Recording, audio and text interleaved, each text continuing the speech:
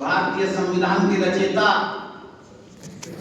परम पूज्य बोधिसत्व डॉक्टर बाबा साहेब अम्बेडकर जी के चरणों में श्रद्धा सुमन अर्पित करते हुए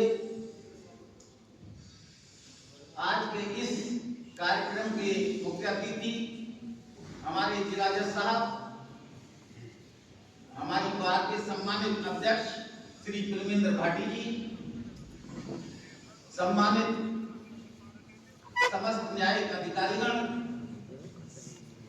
मंच पर उपस्थित सभी सम्मानित अतिथिगण, मेरे सम्मानित अधिवक्ता साथियों और बहनों, आज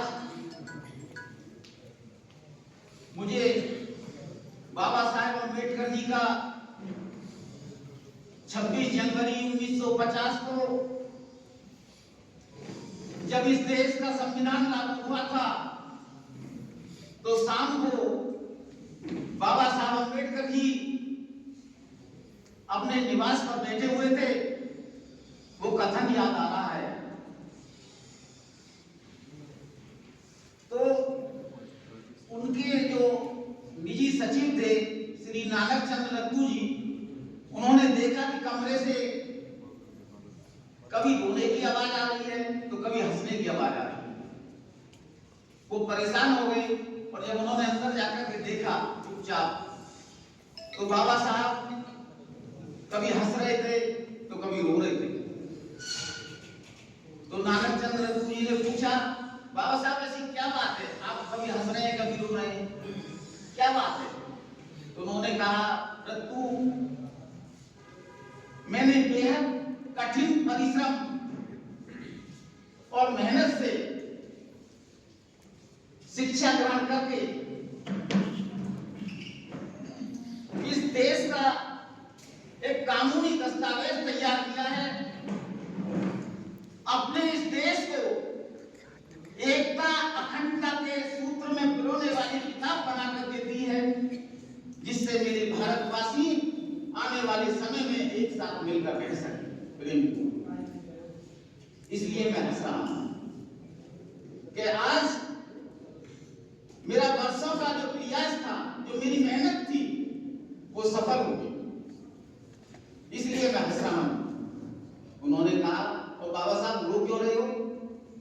रो मैं इसलिए रहा हूं कि जिन लोगों के हाथ में मैंने ये मेहनत करके जो संविधान तैयार करके दिया है, उन लोगों की नीयत और नीति अच्छी नहीं।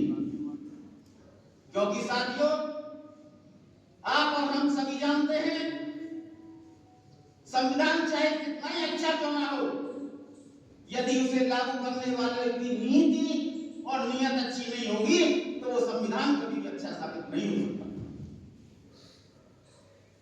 और चाहे संविधान में कुछ कमियां रह भी जाएं, और यदि लागू करने वाली की नीयत और नीति अच्छी है तो वो संविधान देश की जनता के लिए अच्छा साबित हो सकता है। इसीलिए बाबा साहब कह रहे थे कि मैंने ये जो संविधान जिन लोगों के हाथ में दिया है, उन लोगों की नीति और नीयत अच्छी नहीं है। और उसका परिणाम आप देख रहे हो कि 70 साल बाद भी देश में क्या विकास है। समाज में आज भी लोग सत्य और भय के दायरे में रहकर जी रहे हैं। साथियों, ज्यादा समय लेने का नहीं है। आज हमें जो ये रुतबा मिला है वो तेरे संविधान से मिला है। ये संविधान भी, ये सम्मान भी हमें तेरे संविधान से मिला है। मिला होगा किसी को मुकद्दर से, हमें तो ये मुकद्दर भी तेरे संविधान से मिला है। इसी के साथ मैं उस महामानव को अश्रुपूर्ण श्रद्धांजलि देता हूं। आप सभी का आभार व्यक्त करता हूं। बहुत बहुत धन्यवाद। जय भीम, जय भारत, जय संविधान।